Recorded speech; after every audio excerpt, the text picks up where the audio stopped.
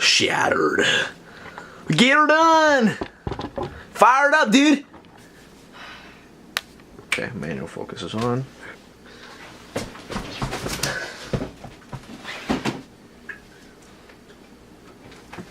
Jennifer, today I want to talk about something that annoys us both very much. What is that, sir? Saya? I want to talk about romanticizing struggle. Romanticizing struggle. What do you think of when I hear Shameless. The show? Yeah. Anything else? I think of. That's a good analogy. I think of Shameless. I think I love the show. Don't get me wrong, I love the show. I think of that one in terms of like you take struggle and you want that because you see the show and you're like, oh, I wish I had the struggle that they have because they're so like amazing. You know what I mean? And they're also all attractive. I think of new residents of like a very classic city like Somerville, for example, and kind of wanting that kind of like classic Somerville feeling, even though they're not from here. For example, like, what's the word I'm looking for? Like hipsters? Gentrification? Yeah, gentrification, yuppies. You know, the yuppies of today kind of being like what we saw today at the work bar. The work bar. What did it say? It said, so work bar is basically this like commercial library that you can. It's a library that you pay for. Yeah, it's like space that you pay to get in to basically study. Yeah. What you can do in a library for free, and they rented out an old building across the street from us that's like, I guess, historic or something, and they talked about how proud they are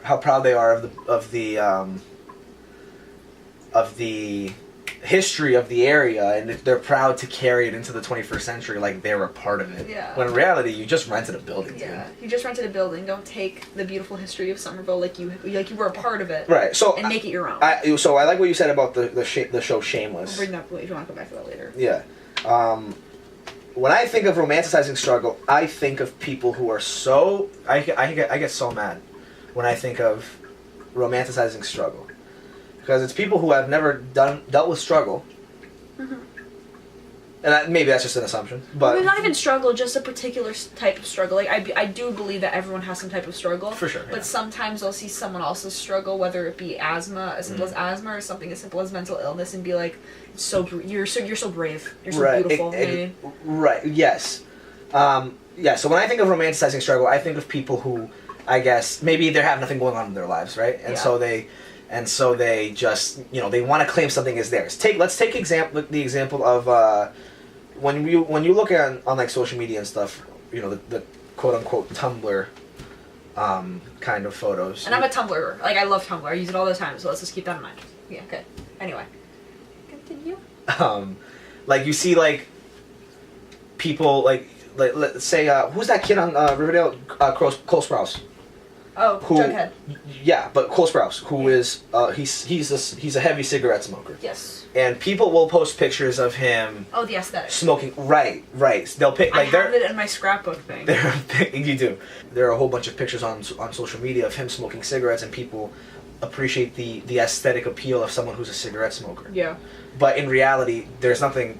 I'm sure the person who's smoking cigarettes sees nothing beautiful in it. They just do it because they feel like they need it. No, yeah. As someone that's they don't smoke the cigarettes as like, oh, I'm gonna do this because it looks cool. No, yeah. Maybe they actually do get into it for that reason, and then they find out, oh shit, I fucked up. There are pictures of Johnny Depp in the 90s, right? Of him also having a cigarette in his mouth. Yeah. And people say, oh god, people, the cigarette enhances the photo. Oh, I'm not gonna lie that like someone smoking a cigarette isn't like, it's attracting. Like it's like, oh, you're badass. Well, there's like that. I don't think so. No, there's a connotation to like if you see like a really attractive guy like Cole Sprouse, like Johnny Depp, and then they're smoking a cigarette, you get the connotation of like bad boy and like leather jackets. You know what I mean? That's just like, am I saying that I feel that as though I see that whenever someone's smoking a cigarette? No, but there's a stereotypical connotation. Right, and that's what I think. Mainstream people have. Or like social media or stuff, they've fallen victim to that. Yeah. They see and actually this is just one example of romanticizing struggle. Oh, yeah. Because smoking cigarettes, at the end of the day, you'll meet everyone who successfully quits smoking cigarettes. They see it as a victory. They're not going to be like, oh, I miss it, I wish I could go back to it. No, I've made progress. I feel better. I don't think so. I think when you quit cigarettes, it's great that you quit, but you always think about it. You're always thinking about it because it was an addiction. It's like it's kind of like how you're always an alcoholic. But they might think about it, but they're definitely gonna feel the physical benefits of it. No, they definitely are. They're definitely gonna feel the physical, but they're always gonna think about it mentally. No, for sure, because especially if you smoke for like 20 years or something. No, yeah, again, like an alcoholic, even if you stop drinking, you're still an alcoholic, right?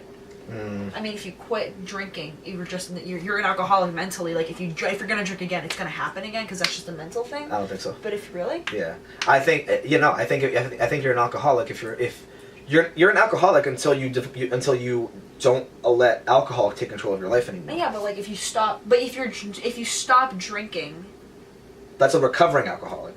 And then if they okay, that's a better way to say it. And if they get their chips or whatever, they're recovering. But they say what do they say? They say, oh, I'm sober now. No, I genuinely think that you're always a recovering alcoholic. I don't think you're just always sober.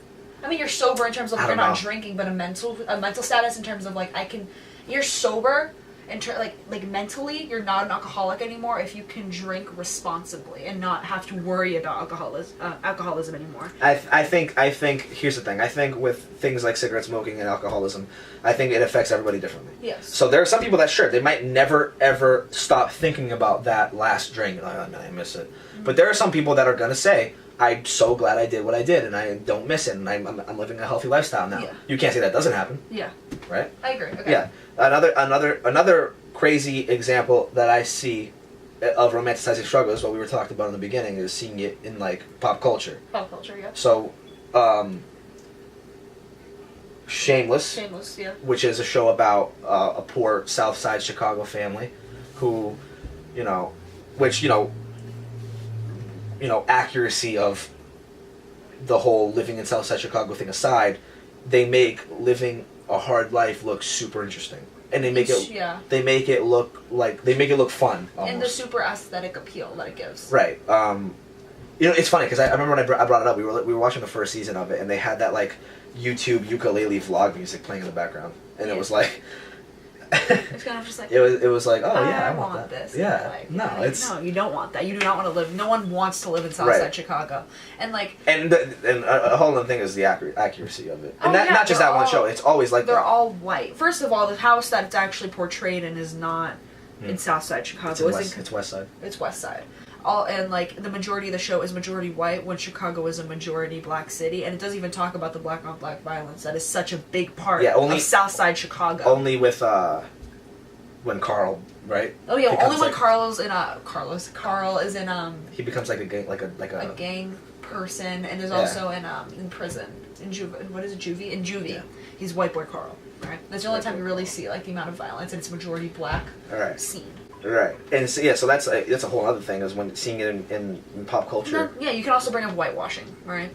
Pretty much every movie ever, when it comes down to like that's definitely another topic. That's another topic we'll talk about another day. We could stay here till Christmas. I could get into that for fucking pop culture. I think we should bring up mental illness as well. Mental illness for sure. Is such, I mean, like I don't know if anyone else has noticed, mental illness is increasing a lot. In the past 20 years, it has increased a lot. But here's the thing. Before we go on, it increased a lot in the past 20 years. But do you think that there is a problem with overdiagnosing? Overdiagnosing.